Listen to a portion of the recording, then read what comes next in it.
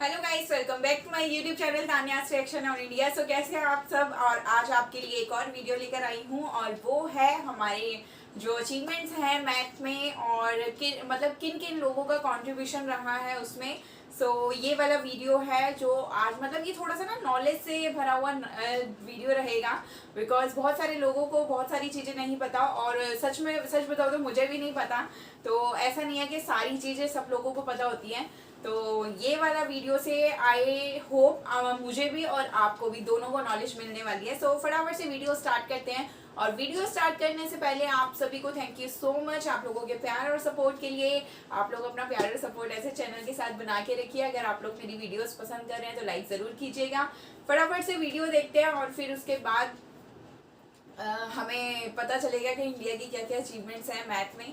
फटाफट से वीडियो की तरफ चलते हैं।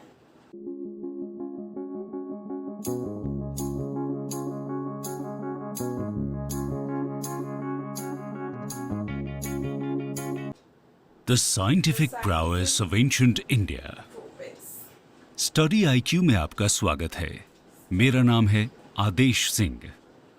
आज हम बात करने वाले हैं एंशिएंट इंडिया के साइंटिफिक अचीवमेंट्स की। रिलीजन, फिलॉसफी, लिटरेचर के साथ साथ एंशिएंट इंडियंस का mathematics, astronomy, science, medicine, Ayurveda, योग इत्यादि फील्ड्स में भी इमेंस कंट्रीब्यूशन रहा है। आइए हम एक एक कर सभी फील्ड्स के साइंटिस्ट्स और उनके अचीवमेंट्स की चर्चा करते हैं। शुरू करते हैं मैथमेटिक्स एंड एस्ट्रोनॉमी से। Mathematics and astronomy. आपको यह जानकर आश्चर्य होगा कि मॉडर्न डे मैथमेटिक्स के कई थ्योरम्स और कॉन्सेप्ट्स एंशिएंट इंडियन मैथमेटिशियंस को पता थे, लेकिन प्रॉपर दस्तावेज और प्रचार प्रसार में कमी होने के कारण उन्हें वो स्थान नहीं मिल पाया जो उनके वेस्टर्न काउंटरपार्ट्स को मिला है। उदाहरण के लिए हम एंशिएंट ग्रीक मैथमेटिशियन यूक्लिड की पॉपुलैरिटी से बहुत हद तक परिचित हैं, पर आज हम कुछ इंपॉर्टेंट एंशिएंट इंडियन मैथमेटिशियंस और एस्ट्रोनॉमर्स के कॉन्ट्रीब्यूशंस को भी अच्छे से जानेंगे। इनमें सबसे पहले बात करते हैं बौद्ध्यान की। बौद्ध्यान ने कई कॉन्सेप्ट्स और थ्योरम्स दिए थे जिसे वेस्टर्न वर्ल्ड ने बाद में रीडिस्कवर किया था। जैसे उन्होंने सबसे पहले पाई का वैल्यू कैलकुलेट किया था, जिससे किसी भी सर्कल का एरिया और सर्कमफ्रेंस कैलकुलेट किया जा सकता था। उनकी किताब सुल्वसूत्रा में पाइथागोरस थ्योरम जैसा इक्वेशन हमें पाइथागोरस से पहले देखने को मिला है। अगले साइंटिस्ट हैं आर्यभट्ट। नाम तो सुना ही होगा। बौद्ध्यान की तरह आर्यभट्ट ने भी इंडिपेंडेंटली पाई की वैल्यू कैलकुलेट की थी। उनके हिसाब से पाई की अप्रॉक्सिमेट वैल्यू 3.1416 थी। आर्यभट्ट 5th सेंचुरी एडी के महान मैथमेटिशियन, एस्ट्रोनॉमर, एस्ट्रोलॉजर और फिजिसिस्ट थे। 23 साल की उम्र में ही उन्होंने आर्यभट्टय्या नाम की किताब लिख डाली थी, जो उनके समय की मैथमेटिक्स की कंप्लीट समरी थी। इसमें आपको decimal system, number theory, geometry, trigonometry, algebra और एस्ट्रोनॉमी पर बड़ा अच्छा एक्सप्लेनेशन मिल जाएगा। आर्यभट्ट ने सबसे नोटेबल जीरो का आविष्कार किया था।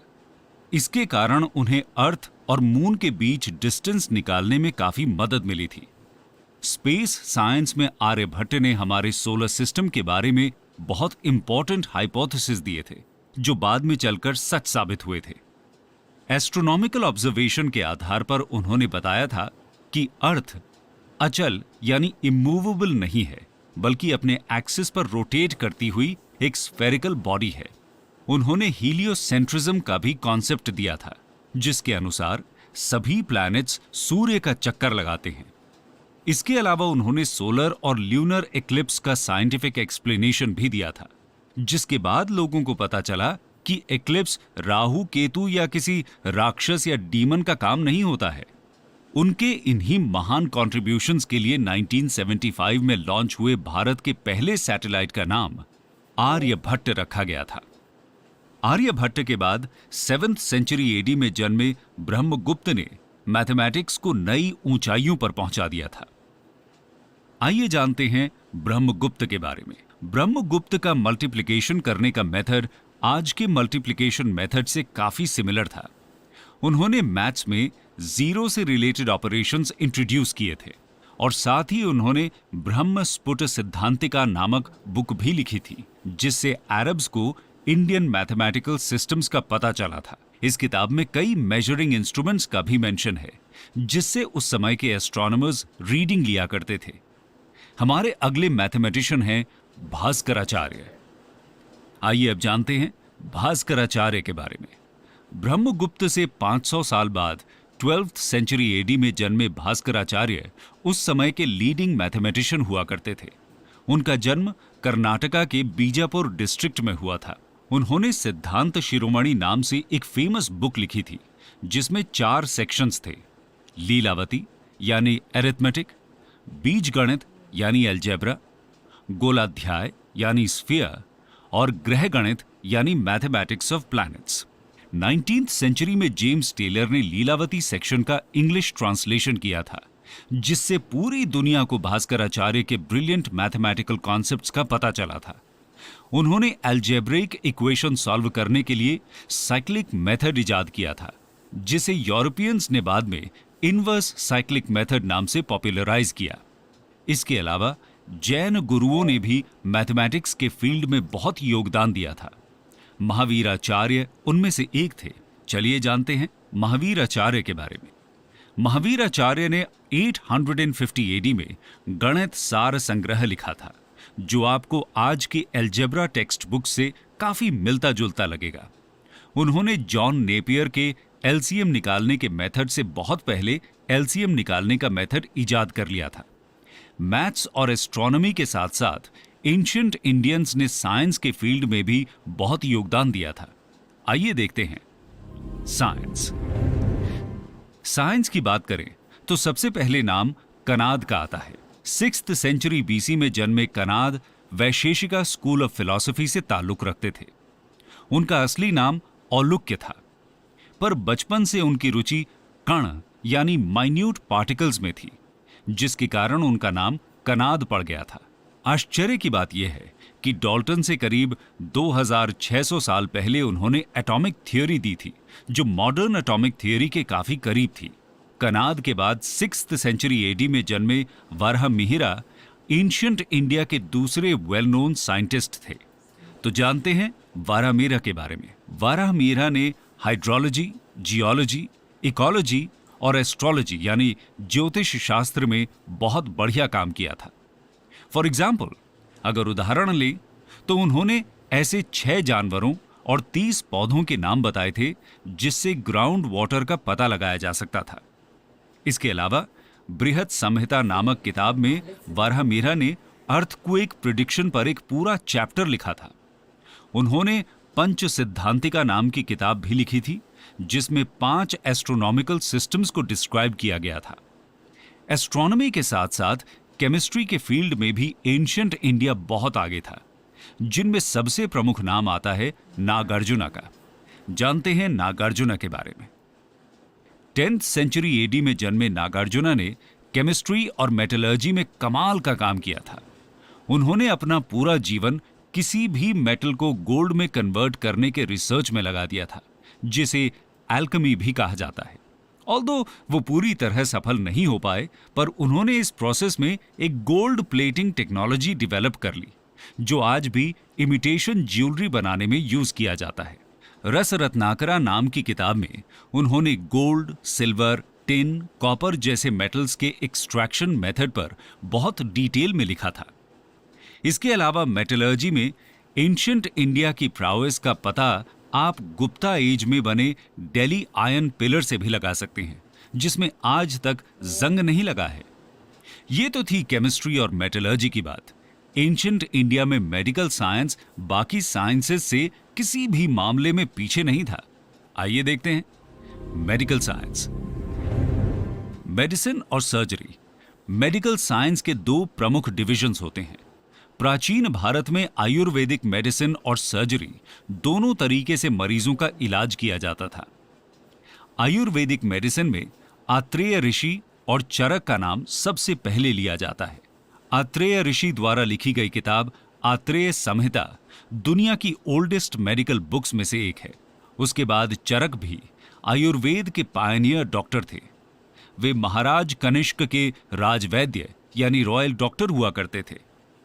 काफी रिसर्च के बाद उन्होंने चरक संहिता लिखी थी, जिसमें विभिन्न बीमारियों की रूट कॉज और ट्रीटमेंट दोनों पर डिटेल्ड डिस्कशन किया गया था, जो आज भी रेलेवेंट है। मेडिकल साइंस के दूसरे डिवीजन सर्जरी के फील्ड में सुश्रुत का हाथ पूरे एंशिएंट इंडिया में कोई नहीं पकड़ सकता था। प्लास्टिक सर्जरी यानी राइनोप्लास्टी और कैटरैक्ट सर्जरी यानी ऑप्थेल्मिक सर्जरी के लिए सुश्रुत आज भी याद किए जाते हैं। उस समय नाक या कान काट देना कॉमन पनिशमेंट हुआ करता था। ऐसे में सुश्रुत द्वारा की गई सर्जरी से लोगों को नई पहचान मिली थी। सुश्रुत संहिता नाम की किताब में उन्होंने सर्जरी के अलावा 1100 बीमारियों और 760 मेडिसिनल प्लांट्स के बारे में भी बताया था। ये प्लांट्स आपको आज कई घरेलू नुस्खों में मिल जाएंगे, पर जरूरी नहीं है कि सारी बीमारियों का इलाज आयुर्वेदिक मेडिसिन और सर्जरी से ही हो जाए। कुछ बीमारियां खराब लाइफस्टाइल के कारण भी हो जाती हैं। प्राचीन भारत ने ऐसी बीमारियों से निपटने के लिए योग का इजाद किया। पतंजलि एंड योग। योग हीलिंग विदाउट मेडिसिन पर फोकस करता है। पतंजलि के योग सूत्र के अनुसार इसमें फिजिकल एक्सरसाइज यानी आसन, मेडिटेशन और ब्रीदिंग एक्सरसाइज यानी प्राणायाम के कॉम्बिनेशन से फिजिकल, मेंटल, इमोशनल और स्पिरिचुअल बैलेंस अचीव किया जाता है। योग शब्द संस्कृत वर्ड युज से आया है, जिसका मतलब टू यूनाइट होता है।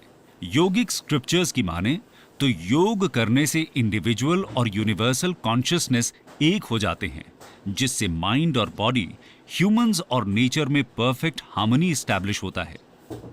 योग के इन बेनिफिट्स के कारण ही 2015 से हर साल 21 जून को इंटरनेशनल योगा डे मनाया जाता है।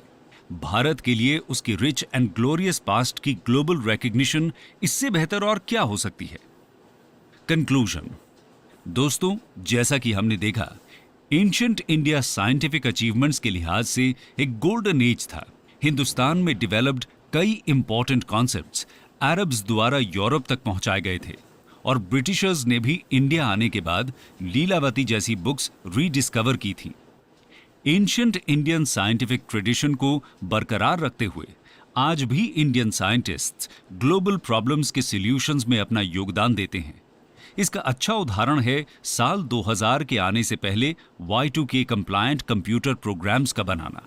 इस प्रॉब्लम से निपटने के लिए हमारे साइंटिस्ट्स ने दिन रात मेहनत कर पूरी दुनिया के बैंकिंग सिस्टम, एयर ट्रैवल इत्यादि को क्रैश होने से बचाया था। हिस्ट्री सीरीज का ये एपिसोड कैसा लगा, कमेंट सेक्शन में जरूर शेयर करें। सो गाइस, इन्होंने वीडियो में पूछा कि आप लोगों को वीडियो कैसा लगा, प्लीज कमेंट करके बताइएगा। मैं सच बताऊं ना, मुझे इतना इंफॉर्मेटिव और इतना नॉलेज से भरा हुआ वीडियो था। मतलब इसमें कुछ चीज़ें पता थी, कुछ चीज़ें नहीं पता थी, बट इतना डीप में नहीं पता थी। अब आप लोगों को कितना पता था ये मुझे नहीं पता, बट मुझे बहुत इंफॉर्मेटिव लगा ये।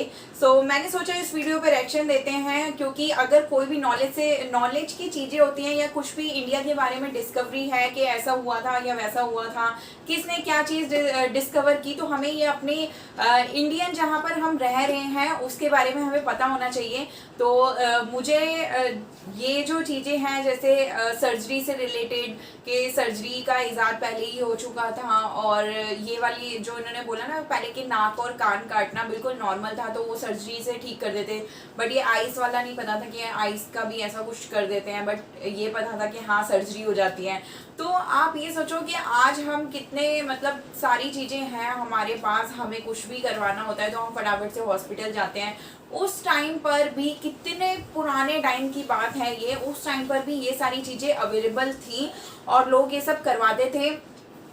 तो मतलब ये सब सोच के ना एक प्राउड भी फील होता है कि हमारे इंडिया में इतने साल तक गुलामी में रहा, पहले मुगलों के और फिर ब्रिटिश के, लेकिन फिर भी इतनी सारी चीज़ें इसमें, कितने सारे जो साइंटिस्ट हैं उन्होंने ये सब खोजा। और सो इंडिया आज जो गोल्स अचीव कर रहा है और डेवलप होता जा रहा है, तो ये जो पुराने हमारे साइंटिस्ट हैं, जो योग गुरु हैं, और इन्होंने बोला कि बहुत सारी चीज़ों में मैथ्स ले लो आप, और फिर योगा से रिलेटेड, दवाई से रिलेटेड, मेडिसिन, उस फील्ड में, बहुत सारे फील्ड में इंडिया के जो पास रहा है वो काफ़ी अच्छा रहा है। इवन बेसिक चीज़ों से ही नहीं बल्कि एस्ट्रोलॉजी में बहुत सारी चीज़ें पता की कि इतनी डीप में सब कुछ जानने के लिए ना कितने सालों की मेहनत होती है, कितनी प्रैक्टिस होती है। एक उन्होंने बताया कि जो एक साइंटिस्ट थे, उन्होंने पूरा जीवन निकाल लिया हर किसी धातु को सोने में बदलने के लिए, लेकिन उन्होंने वो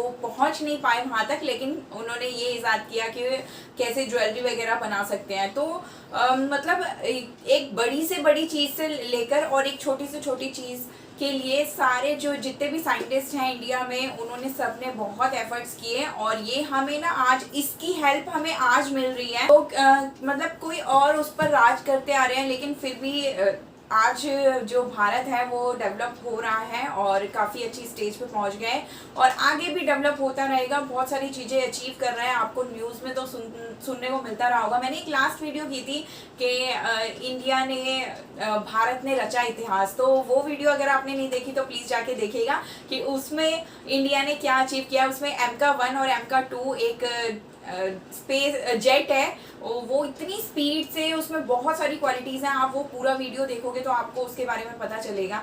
तो जो भी हम आज अचीव कर रहे हैं ना, उसमें हमारे पास्ट का बहुत बड़ा रोल रहा है। और चाहे आप मेडिसिन लाइन में ले लो, चाहे आप उसमें एस्ट्रोलॉजी में ले लो, या फिर आप स्पेस से रिलेटेड कोई भी चीज़ ले लो, तो और मैथ्स में कितनी कितनी बड़ी अचीवमेंट्स कितने सारे साइंटिस्ट ने की, तो बहुत बड़ा रोल रहा है। मुझे तो ये वीडियो बहुत इंफॉर्मेटिव लगा, बहुत, और नॉलेज तो मुझे मिली। आई होप आप लोगों को भी मिली होगी। प्लीज़ कमेंट करके बताइएगा। अगर आप लोगों को मेरे वीडियोस अच्छे लग रहे हैं तो प्लीज़ कमेंट कीजिएगा और लाइक ज़रूर कीजिए। मिलती हूँ आपसे नई वीडियोस के साथ। अपना ध्यान रखिएगा। Bye bye.